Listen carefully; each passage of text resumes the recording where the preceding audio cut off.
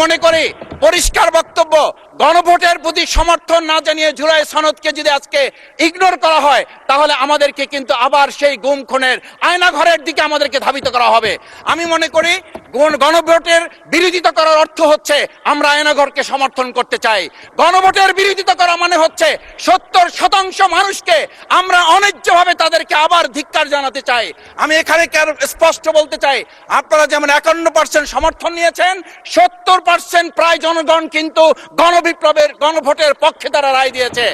আপনাদের চেয়ে সেই 51%-এর তুলনায় সেই 70% প্রায় গণভোটকে যদি আপনারা ইগনোর করেন তাহলে আমি বলবো আমার বাউফল, আমার পটুয়াখালী শুধু নয়, গোটা বাংলাদেশ আবার জেগে ওঠে গণভোটকে তারা আমাদেরকে বলা হয়েছিল একটা গুলি করলে একটা সরে বাকিগুলো লড়ে না, সেই লড়ে না লোকগুলো ছিলাম আমরা মাননীয় স্পিকার, যার কারণে আমাদেরকে তারা ভয় পায়।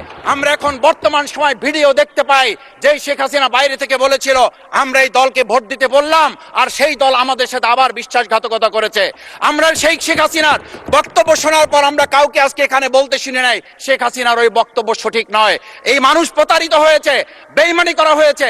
আবার যদি গণভোট জুলাই সনদ নিয়ে এই জাতির সাথে প্রতারণা করা হয় তাহলে মূল্য দিতে হবে শুধু নয়, আবার আমাদেরকে 17 বছরের সেই জেল জুলুম নিপীড়ন গুম খুনের জায়গায় আমাদেরকে ফিরে যেতে হবে।